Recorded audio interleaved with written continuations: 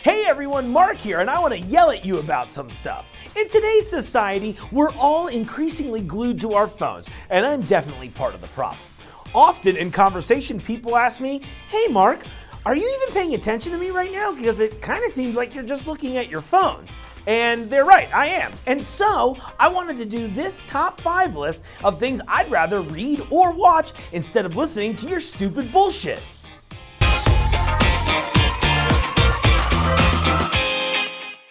Number 1. Thinking about how it feels good to have a Q-tip in my ear. Now, there's not a whole lot of official documentation on this, aside from me deciding to call it an eargasm. But why does that feel so good in my ear? It's unreal, right? You know what doesn't feel good in my ear, though? You complaining about your relationship woes, Deborah. Mark. Number 2, dogs. Dogs are awesome, aren't they? There are probably thousands and thousands of breeds out there, so there's a ton of information about them. Different sizes, shapes, lengths of hair, and unlike opossums, there's not a dog trapped in a cage on my roof right now.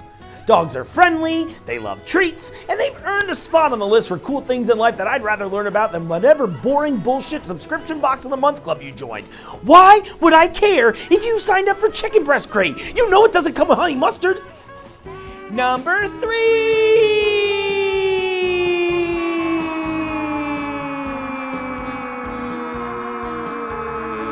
The highways. The rapgenius.com translation of Lil Jon's 2002 hit song Get Low. A lot of you thought you knew what this song was about, but no one really had any understanding that Jon had written this song about the plight of underprivileged people. You see, the title Get Low even refers to people being downtrodden and feeling useless, but that harnessing their masculinity, through the lyrics, "Oh, skeet, skeet, skeet, skeet, skeet, goddamn," helps them feel as though they've taken charge in the moment. Truly an interesting manner of delivering your message, if you ask me. You see, the line, "to the windows, to the wall," is an obvious reference to how hard it was and still is for African Americans to become homeowners.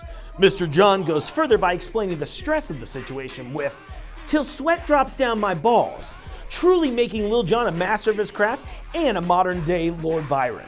Unfortunately, there's no subtext to learning why your dad doesn't love you. Hey! All y'all scrippers, y'all got to go! Number 4. The Pabst Blue Ribbon scene from David Lynch's Blue Velvet. Remember when we all realized just how much we hated Heineken after Dennis Hopper yelled at us? Heineken? Fuck that shit! Well, just imagine that whatever you wanted to talk about today was Heineken to me. One thing I can't fucking stand is warm beer makes me fucking puke. My darling. Fuck that shit! Pabst Blue Ribbon! Number 5. Who the Zodiac Killer was. Recent developments have led many to believe that Ted Cruz was indeed the infamous, never-been-caught serial killer. The evidence is astounding, but I've been able to dismiss the notion after I found out that my Uncle Bob was the murderer. See, small clues he left behind after he whispered the startling revelation into my ear on his deathbed have all but solidified that he was the most notorious murderer from the 60s and 70s. This definitely explains his apartment, which was always covered with blood, newspaper headlines, and dismembered body parts from the exact victims of the famous murders. I just thought it was some weird art installation. Fool me once, Uncle Bob. Anyway, I kind of love to go on message boards and troll the losers who've never been able to figure this mystery out. Nerds! So that's it. All that stuff's way more interesting than whatever stupid shit you want to talk about. Now why don't you tell me in the comments what kind of stuff you want to read instead of watching this video? Like, share, and subscribe!